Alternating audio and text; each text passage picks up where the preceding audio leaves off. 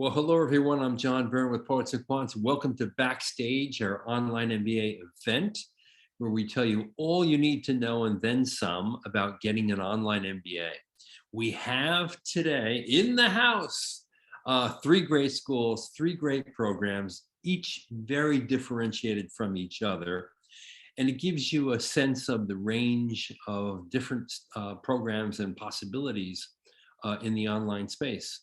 We have from UNC's Kenan-Flagler Business School, Laura Tremaine, who is Assistant Director of Admissions and Student Recruitment for their MBA at UNC program. We have a very familiar face in the house from Florida, Naz Erengek, who is Director of Admissions for Florida Warrington, which has several programs, and we'll get into that.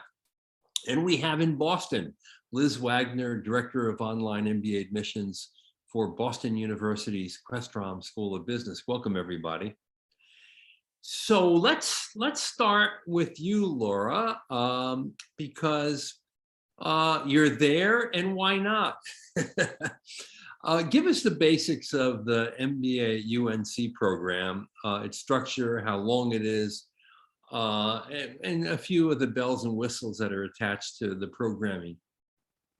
Okay, great. Well, thanks for having me.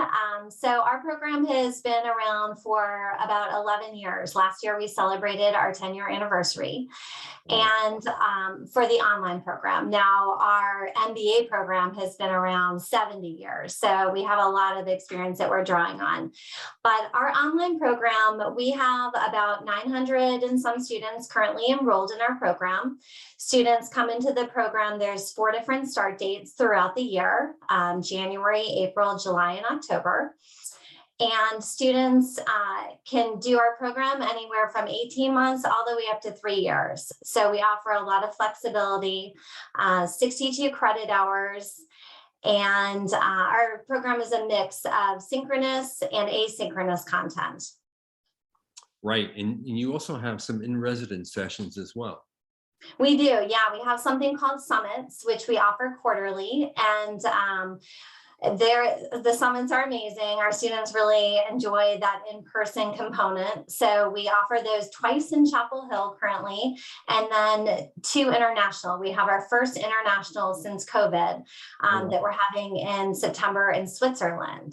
So we're really excited about that. And again, that's just kind of a weekend where students get to engage with their classmates and faculty. We have different tracks when they're in Chapel Hill, and they're just really good in-person learning experiences. Terrific. I know I attended one of them many years ago in Silicon Valley, where your students presented to venture capitalists, which is very cool. Naz, tell us about the programs at Florida Warrington. Hi, John, and thanks again for having me on today. It's always a pleasure to be back with Poets and Quants. So with the UF MBA program, so we've been offering our program since 1999. So we were, as you may know, a pioneer program in establishing our online program and one of the first to the market. And so over the last 22 years, we've really kind of perfected how we deliver an online asynchronous learning modality. And so with our online MBA program, like I said, asynchronous, so which means that you don't have to do this program all at the same time. Everybody will log on and watch their lectures at their own pace and convenience. But we offer our online program 3 times a year, fall, spring, and summer. And most importantly, a big differentiator for us is that we offer it in 2 formats, a 1-year program that's 16 months and a 2-year program that is 24 months. Now it's cohort based. So what that means is you're going to start with your group and you're going to take the same courses from start to finish. If you pursue our 1-year program, you have a business degree already within the last 7 years, so you don't need to repeat any of the core business classes. It's a 32 credit hour program designed for that busy working professional that can get through that curriculum, like I said, in that 16-month period. Or the 24-month program is designed for anybody, regardless of their undergraduate major. And so these are great opportunities for students to kind of fully immerse themselves in a virtual space. And I say fully virtually, but we do have some campus residency requirements. So all of our students are expected to come here to the swamp for orientation. So they come to Gainesville, they get to know their classmates. You're going to be in a cohort of about, let's say, 50 students for our one-year program, up to 75 in our two-year program. So you're going to become, close friends with, your 50 to I should say 74 peers, right? And you're going to take basically kind of the same courses from start to finish.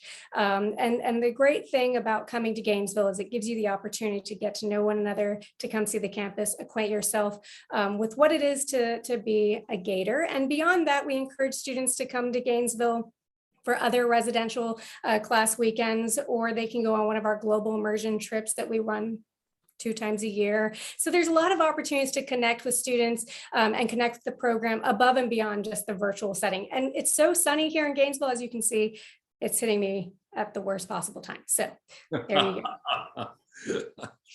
Ness, thank you. Liz, obviously, your program is the newest of the 3.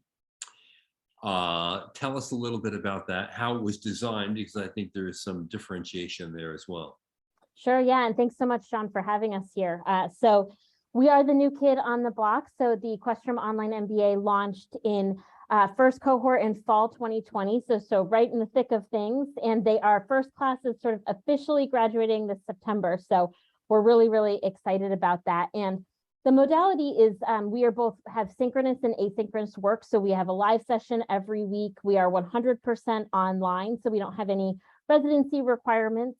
But really what I think is the big differentiator and what you're hinting at is sort of these modules that we've designed. So there is a very integrated, innovative curricular experience. So there are no individual classes in the Questrom Online MBA, but instead everything is woven together into these 6 modules that we feel sort of drive business. So you come out with your MBA, you're getting all the same core business skills you would in any reputable MBA program, but you're doing it in this super innovative format.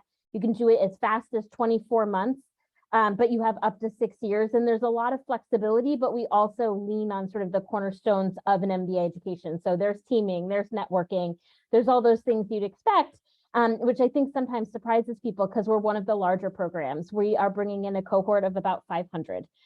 So we are able to still get at those core skills and things that you want to get out of an MBA, even with our great networking and class size.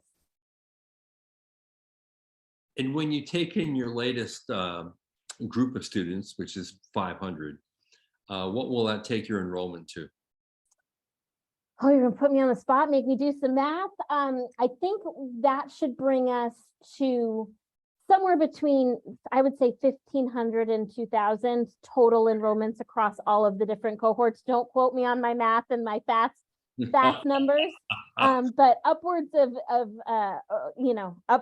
we're getting there. We're getting pretty large these days. Yeah, you're definitely we are scaling. I would say we are at scale at this point, which I know we've been sort of ramping up to. Let me ask you a question that a lot of people can consider when they're thinking about doing an online MBA, and they might ask themselves, "What am I sacrificing if I don't go full time into a residential program?" Or even if I don't go evening part-time, because some schools here have evening part-time programs, which in the traditional world was a big thing. And in fact, even today, most MBAs, in fact, are enrolled in part-time programs. So what do I sacrifice, if anything? Laura? Well, I mean, I think about who is enrolled in our online program, and our students typically have 8 to 10 years of work experience. So it's kind of a different type of student who is looking to maybe build on their career, sometimes pivot into something else, but they're really looking for leadership management. So they don't have to sacrifice quitting their job for this in-person MBA. And with this online MBA, they're getting, all of that great networking and kind of career focus that we have in our traditional MBA. So that's not a sacrifice either. We've got career coaches that work with all the students, but they're also networking just with their classmates. So in our program, unlike some of the other ones described, we have that mix of asynchronous and synchronous work. So our students have 90-minute classes once a week.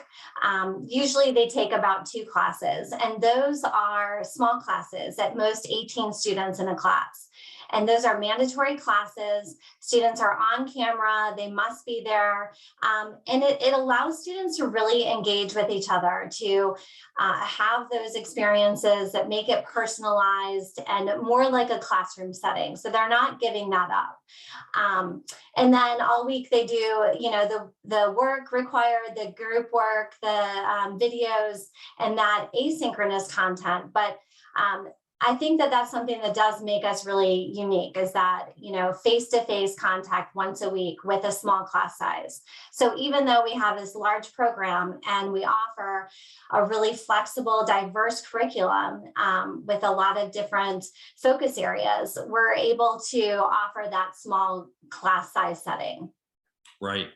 Naz, do you have a perspective on this? What people have to sacrifice or give up? Clearly they gain flexibility.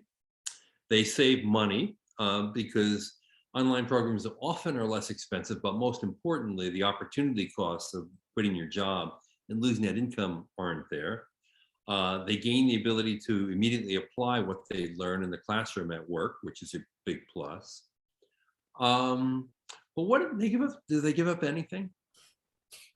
I guess they give up seeing us every day, right? You know, no, I mean, but I think that there's a lot to be said for. I think that the pros of doing an online program far outweigh the cons. You know, you don't have to quit your life and come and move to any of these cities, although they might be great, right? You have the ability to you know, basically go through this program.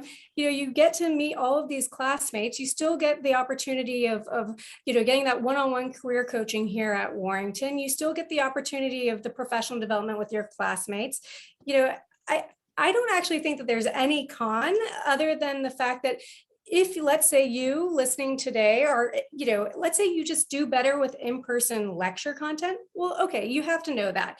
But beyond that, you know, if you do fine in a virtual setting, and I think if anything, these last 2 years have demonstrated that we can adjust virtually. But I think that really it's just being able to understand that specifically here at Warrington, you can choose a program. You can choose our most flexible online program. You can spend 15 to 20 hours a week. You can be as flexible as you want, but you can also engage as much as you want. You can utilize our career coaches, have that one-on-one career coaching. You have, you know, like I said, a huge class of peers that you can call upon if you're looking for a new job, or if you're looking just to pick one another's brains about, you know, best practices within your organizations. And, you know, that's, I would say, the benefit for us is that at any given time, we have about 1,000 enrolled students. 500 of, give or take, are going to be our online students. But you also get to be a part of a vast alumni network of over 12,000. So I would actually argue that there's more pros than cons, and you have the opportunity of, with this flexible format, choosing a path that is most meaningful to you, recognizing that you don't have to quit your job and leave your family or your home behind. Right. And under flexibility, there are 2 other things we didn't mention, which I think are very important. Obviously, the people in all of your programs have demanding jobs. They have often family responsibilities. So they're balancing a professional life and a personal life, and then an academic life.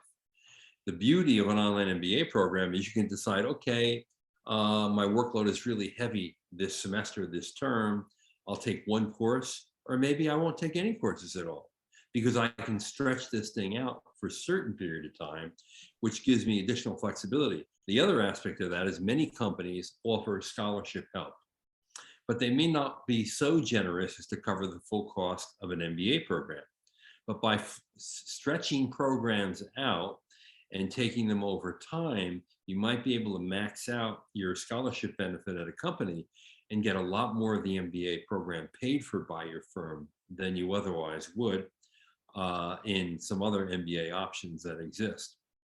Now, Liz, I don't know if you have anything to add on that whole sacrifice thing. Probably not, because I think we pretty much covered it. But tell me a little bit about who is in the program. What kind of people are you getting? What is the demographic profile? What are the gender splits? Are you getting many international students? What kind of backgrounds do they have from tech, consulting, finance, and whatnot? Yeah, thanks, John. That's great. I mean, I think that's one of the things I love so much about these programs is just that diversity across the programs, whether that's diversity in undergraduate experience, functional area, industry represented, nation of origin. And then with a class size like ours, you know, we really have someone from every industry and functional area that you can imagine. So at Questrom, our average work experience is around 11, 12 years. So like many programs, especially in this sort of online space, we're looking for more mid-career professionals, sort of well-established in their careers for this particular program. We're about, right now, our incoming class should be, we'll see where it ends up, around 33, 34% women. We're about 20 to 22% underrepresented populations. We are about, I want to say 32, 34% international as well, from a variety of different countries. And that's something I always like to mention, that it's not just one region of the world. We actually have someone signing in from pretty much every time zone across the entire globe, which is both amazing and also can be a little bit challenging when you're talking teaming and you're talking live sessions. And what I love too is that we have students, you know, we have US citizens that are living overseas, taking classes from Europe and Asia. We have international students that are living and working in the US. And so we just have a really great diversity of thought across the program. And you know, you name it, we've got it. Like I said, we've got lawyers and doctors, we have a veterinarian, and then we have your more traditional, you know, technology and engineering and finance and things like that. So I love just the diversity. I'm sure that's true at our peer institutions as well, but that's one of the great things about these programs. And by doing it online, you can have and really get access to candidates all across the globe that wouldn't necessarily be able to come to the US to study. And I think that just enriches the experience of everyone in the program. And as I'm thinking that, because you have two programs, one accelerated and one more traditional in 2 years in length, that the profiles may differ slightly. Do they? A little bit. I mean, because our one-year program requires having that business degree within the last 7 years, that group tends to be a little bit younger. You know, they usually on average have about 5 years of experience, and they typically are coming from backgrounds that or functional areas that are more representative of, you know, kind of core business disciplines. So the finance, the accounting, you know, strategy, ops management.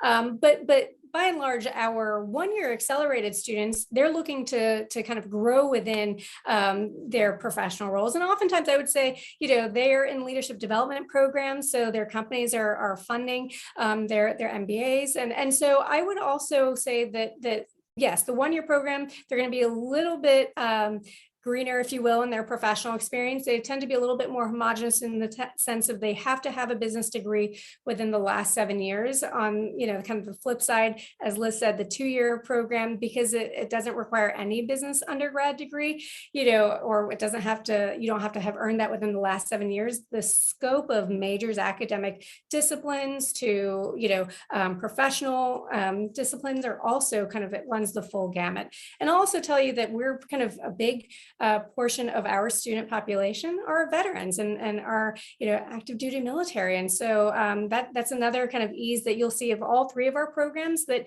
we have that flexibility of being able to work with those who are transitioning out or just need that higher level of flexibility. Yeah.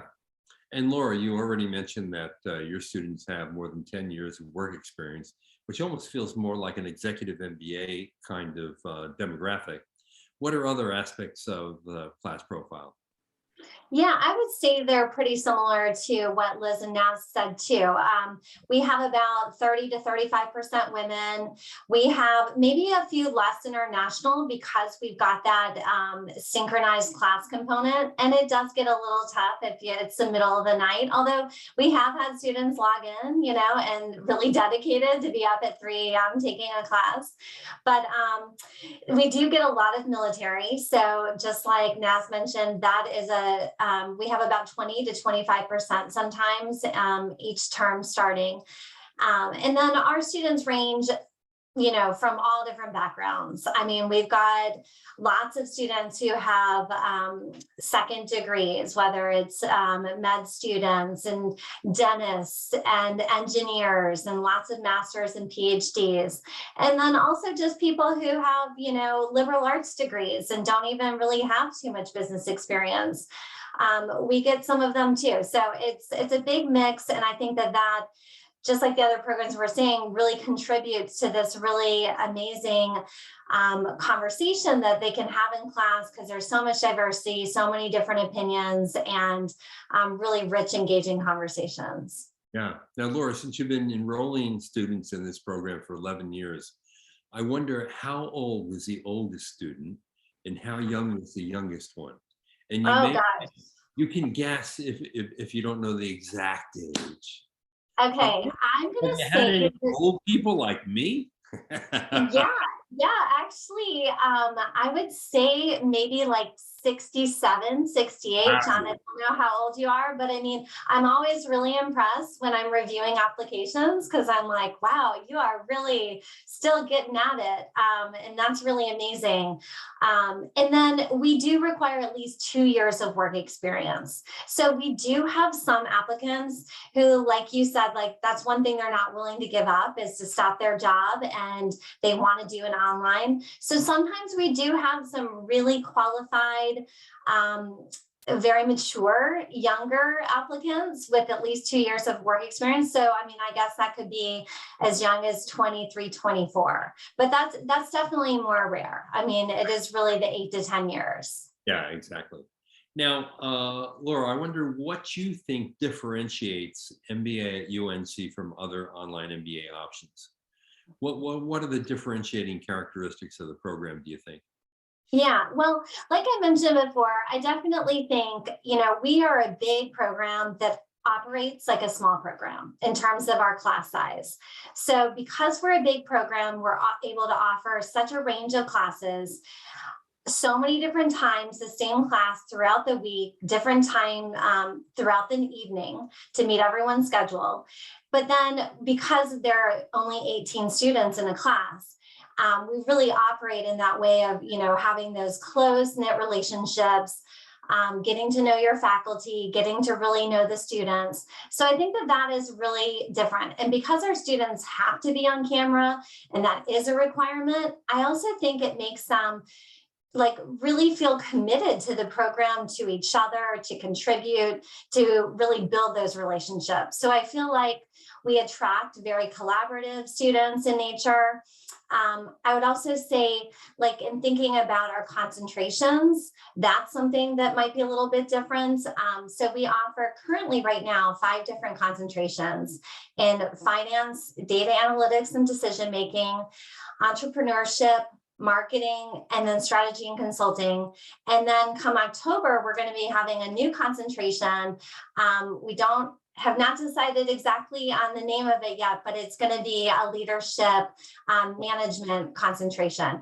And, obviously leadership is something that I think we all do in MBA programs, but this will just be a way to really focus in on that, if that's really the true intention of why someone's doing the concentration. So I think that, all programs probably offer some different things in those regards. I think about our full-time program, and we have a really great real estate program. So, everyone has some different offerings, and I think that our students who come here, they want those offerings. They want to be in class, learning skills that they're applying the next day at work. And and of course our faculty, I think that, the Kenan-Flagler faculty teach across all of our MBA and undergrad classes. So all of our courses are taught by Kenan-Flagler faculty, and they're all amazing. We've got adjunct professors all over the world. And then, the ones that we have with Kenan-Flagler. Right. Naz, you're differentiating pieces of the program. Number one, obviously, is you got 2 tracks. That's one thing. What else? I was going to joke that it's always sunny in Gainesville. No, I think that the big differentiator for us is that, yes, we're taught by the same world-class faculty that teach across our full portfolio of all of our Warrington programs. We are a cohort-based model. So I think that we ensure that our students who start the program graduate, which is a huge thing. Most online MBA programs out there, you'll see a graduation retention rate, not nearly as high as what ours is going to be over 93%. And it's having that group dynamic, that cohort mentality, that is really important. And then it's really just boils down to the support that we offer since 1999 to today. Of course, how we deliver our program has evolved. And so, the faculty, of course, they are the gold of our program. They're delivering that content that our students need to know to become those critical business leaders. But I think that for us, being able to explore and really create, I should say, co-curricular opportunities. We don't offer concentrations or specializations in our online programs. However, we offer things, so many opportunities within our professional development offerings, such as Excel training, storytelling, Six Sigma, Lean Six Sigma. There are a whole host, we're starting to teach Python. And so there are so many things that students can explore above and beyond what they can expect to learn within the classroom, all while being able to come to Gainesville and, come to the swamp, come to a tailgate, network with their peers, network with the other 900 or so enrolled professional MBA students. And so these are all things above in the classroom, because we know that that's going to be paramount to all of our programs, but it's above and beyond what we have to offer in terms of the career coaching, the professional development, and the networking that really is, I think, what our differentiator is. Super. Now, Liz, you already mentioned one differentiating aspect of your program, which is the fact that you teach in modules that are largely theme-based. What else, though? What else do you think differentiates you? Yeah, that's a great question. I think a couple of things, obviously our size, we stand out just being such a large program. Yeah. I think our price point is definitely something to mention.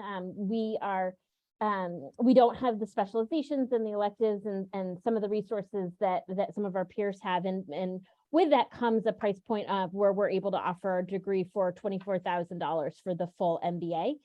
So I think that's a big differentiator. I will mention too, our faculty, we're lucky that our faculty are across Questrom as well. So the same faculty that teach in our full-time and part-time on-campus programs also teach in our online program. Of course, the themes, as you mentioned, these integrated innovative themes is a big one.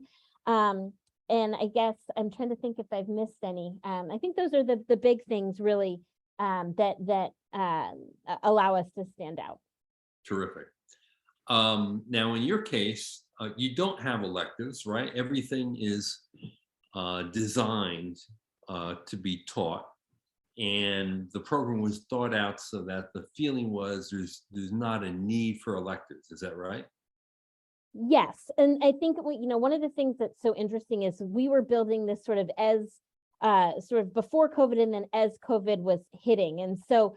I think that what was really important is that the program was designed for an online learner. So we didn't just take our full-time program and throw it online, but instead we have these amazing designers that have really thought through what core skills do you need? What can we, for a mid-career professional, what can we sort of put aside and what should we focus on and how can we do this? And so it's very much a generalist degree.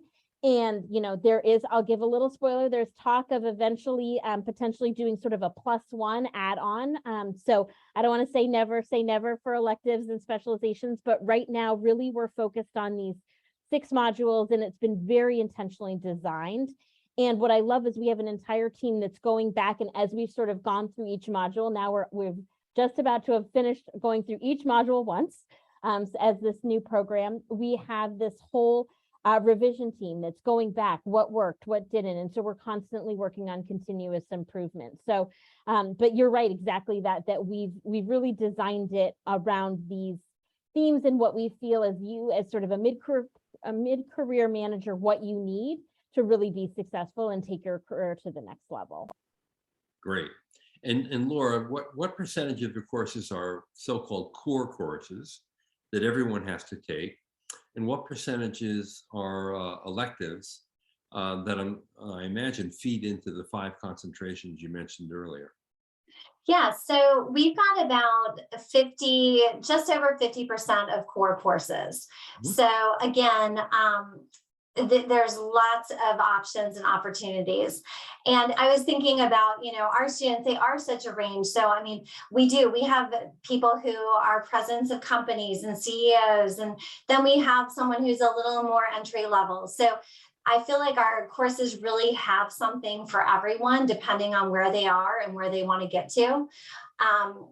And our elective courses, there's a huge range of courses. We're constantly developing courses. Just like Liz mentioned, our program has been around for 11 years and was designed fully as an online program too. So it helped our full-time program when COVID hit, because we had this great, a knowledge of doing an online program really well to help the full-time program put things online. And I think that does make a big difference for programs that have that.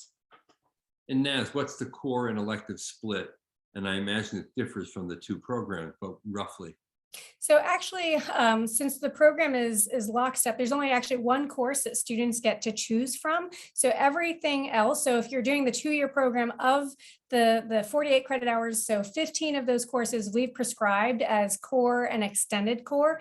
And then for the equivalent 1-year program, which has 11 courses, 10 of those have been prescribed. One of them's a chosen course. Now, that one course that students get to choose, that can be satisfied a number of ways. They can either, come to Gainesville and do a 1-week immersive elective course here, if they'd like. And that could be a negotiations course, or it could be an advanced customer relation analysis course. So they can satisfy that course coming to Gainesville.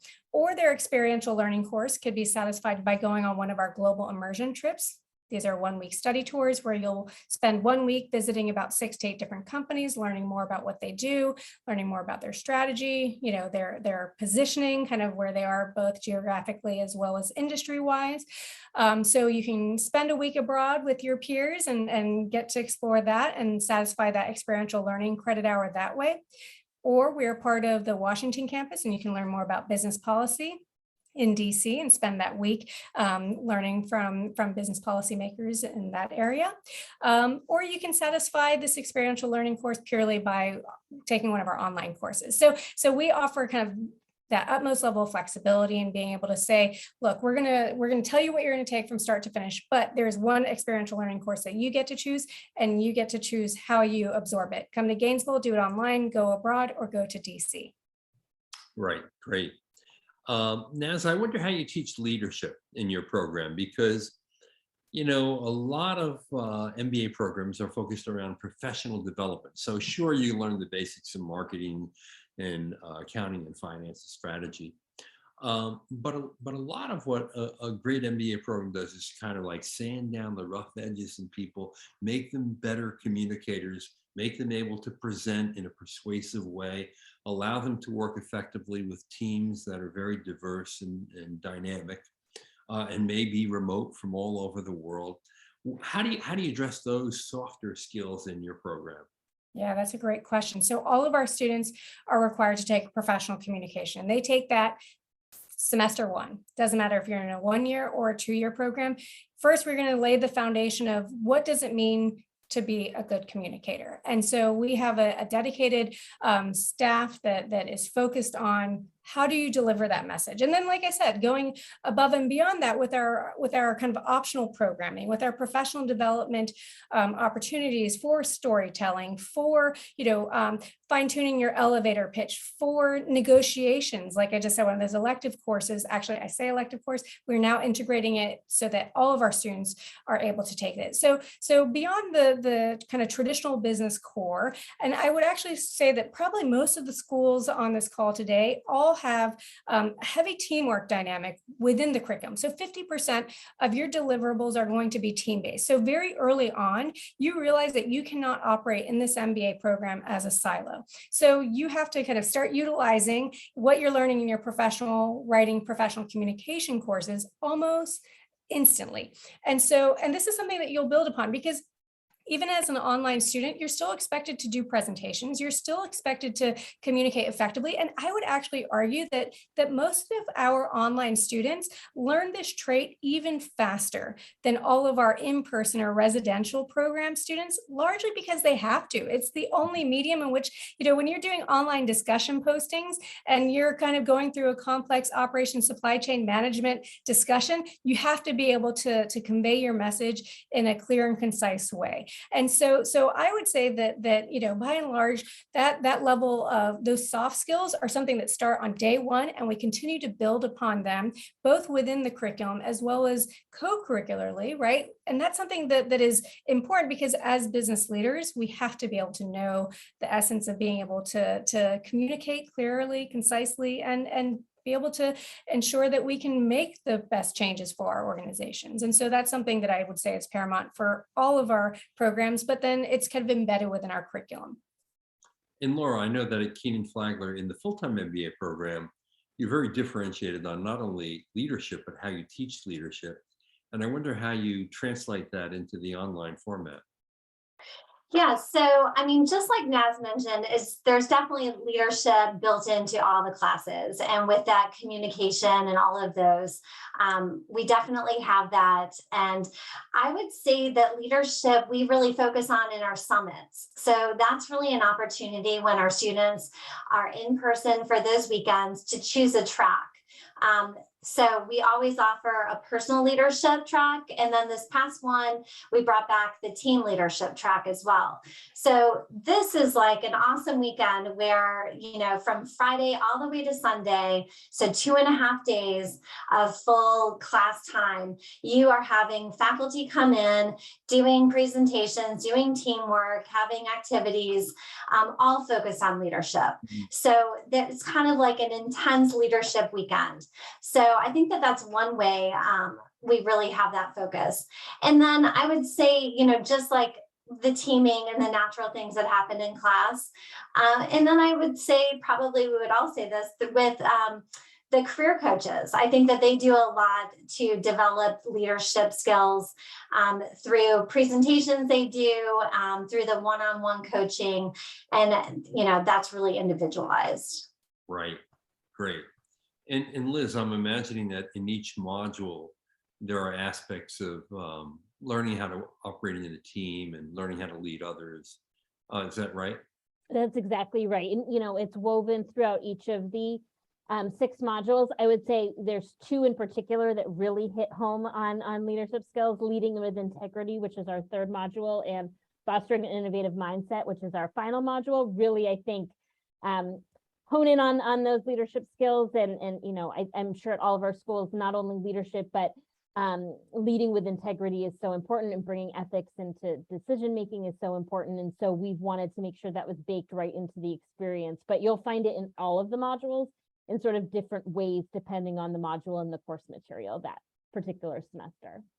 Now, we actually have a few questions from our audience, and I thought, wow, let's try this, okay? Now, Laura almost answered one of these questions before by indicating that you're going to have a new concentration soon, focused on leadership. But the question is, do you foresee upcoming improvements or changes in your online programs in the next 1 or 2 years? Liz, did you mention a +1 option that may be coming up? Maybe, big asterisks, maybe. Big asterisks, but it's something that for those that are lucky enough to join us here, don't tell me how many this is going out to in the world. I think it's something down the road that we're definitely in conversations about, for sure. And when you say +1, does that mean an additional master's degree in a specialty area? It probably would be more like a certificate. So an add-on, you can take additional somethings to kind of, the idea is where we don't have these electives or specializations, and there's a real hunger for that, particularly where Questrom has these strong sectors with the health sector and our social impact. And so I think students are eager to sort of tap into that within Questrom and Boston University. So we're very early stages. So what this is going to look, I'm sure I'm going to get an email for even saying it out loud.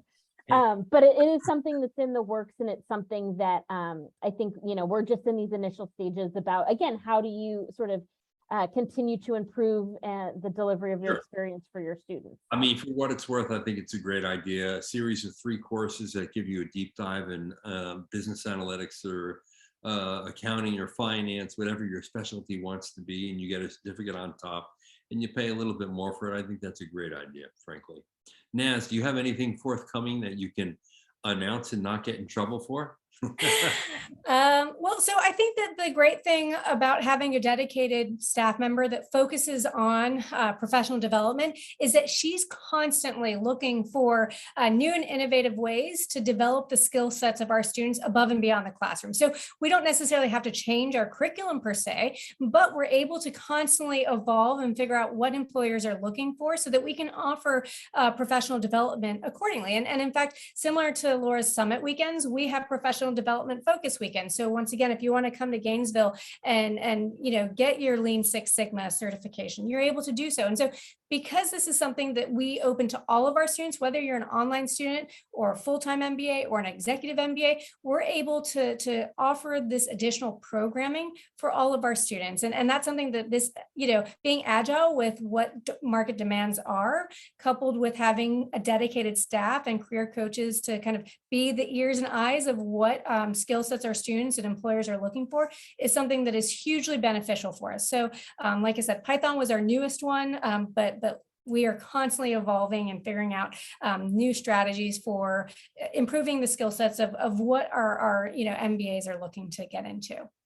And Naz, you may not know this, but you already answered the next question, which is there any opportunity to join a full-time class for a lecture or a shared course? And you already said yes, there are. I imagine even the Washington program, you would be with other MBAs. Absolutely. Yeah. So the global immersion trips, the 1-week residential courses, all of those, you get to meet others from all of our MBA programs. So you get to really maximize the networking opportunities. And at Kenan-Flagler, where you have a whole portfolio of MBAs, executive MBA, part-time MBA, full-time MBA, online MBA, is there any cross pollination on these, or can you do a course or two with your full-time or part-time people? Yeah, we are just making a lot of changes to our curriculum because we are just starting to offer a new Charlotte program this fall. So that has given us an opportunity to look at all of our executive programs and find different ways for an online student to be able to join an evening class if they're in the area, or a weekend class. So maybe not as much with our full-time MBA program, because that's set up so differently than our other executive programs, but there are lots of opportunities to be in person. And, our students take part in the Washington campus as well. So maybe they'll see some Florida students there. So yeah, I think that there's lots of flexibility, and we're always listening to our students and trying to innovate. And every year, we're getting emails that they're revamping this course. They're looking at this. They're adding new healthcare course because there's more interest in that. Data analytics. I mean, we're constantly trying to keep up with those market trends and what our students' needs and wants are. So yeah, it's exciting. Great. And I know that the Questrom program is very discrete, cohort-based. You go through 6 modules, you're done. You're not going to interact with your full-time or part-time students, right? Correct. Not in the way you're speaking of. So not in coursework. They do have the opportunity. Our online students are welcome to come to campus. They can use the resources. They can use the libraries. They can come to speakers and lectures and things like that. They come to graduation. We had 140 or 50 students that came and walked in our sort of commencement exercises. They walked a little early, but they came to campus for that. So they're certainly invited, and they're very much part of the Questrom community and experience, and Boston University as well, but not as far as, they can't just pop onto campus and sit in on a full-time class. That's not going to be an offering. Right. Now, Liz, what's your next upcoming deadline for your next intake? And how can people get more information on the program or contact you? Sure, yeah. So our next deadline, our first round deadline for our January 2023, I can't believe I'm already talking about January, entry is going to be in September. It's going to be on the 14th of September. All the details are on our website of the exact deadlines for rounds 1 and rounds 2. Right now, you can go in and start an application, but it's going to show you only August, even though August is done because our system is our system. But we can move that over to you for January, or the January application will open in the middle of August. So if you're on our mailing list, we're happy to announce that for you and have some great events this summer, workshops and things like that to help you set you up for success through the application process. And students can reach out to me directly. I guess I can probably put my email in the chat. It's just E for Elizabeth and then my last name at bu.edu. Or if that's always too hard to remember, you can always email us at mba@bu.edu. We've just sort of given a makeover to our website. So there's a lot of really great information there that I think is a little bit easier, hopefully now, for students to find things like the application checklist and requirements and things like that. So I'll put my contact information in the chat. Great, thank you. Laura, your next deadline and intake, and how can people reach you or members of your team? Okay, yeah, great. So July 21st, July 25th is our final deadline for our October application. Yeah, it's coming up, but we are rolling admissions. So we are constantly reviewing applications. So right now you can go in, you can apply to start in January or even April. And after this July 25th deadline, then July of 2023 will open up. So we are constantly reviewing applications. You can apply, you'll get all your application items in, have your interview, and then you'll have a decision within a few weeks, even if it's to start the program in 9 months. So we don't really have rounds or strict deadlines the way maybe full-time programs do, or, some that don't have as many entry dates. And in terms of getting in touch with me, you can email me. My email, I'll put it in the chat because it's kind of long too. And our website, just like Liz said, I do think it has a lot of great information. And once you start an application, you'll automatically start working with an admissions counselor, and they'll be able to answer a lot of questions for you. And that's another great resource. Terrific. Naz, what's your next deadline? Yeah, so October 1st to start in January. I always encourage students to apply early. You can go ahead and apply now. Like Laura, we have admissions, do admissions on a rolling basis. So once you've completed your application, within a couple of weeks, you'll have that decision. So, super quick, October 1st, apply by then. How do you apply? Just go to our website and email me directly. I have a fantastic team, but this is where I joke, John, I'll give everybody my cell phone number, right? No, but just send me an email, naz@warrington.ufl.edu. I'll drop it in the chat as well, but please reach out. We're here to assist. We'd love to talk to you, and hopefully we'll see you in January. Terrific. What a joy it's been to spend the last 45 minutes with all of you. I think we got a lot of information on your programs out there. For any of you out there who are interested in these programs, you can see that these are 3 folks who are very accessible, willing to help coach and guide you through the process. So take advantage of that. Naz, Laura, and Liz, thank you so much for participating in the seminar. Really appreciate it. And for all of you out there, good luck on your MBA journey. This is John Byrne with Poets and Quants.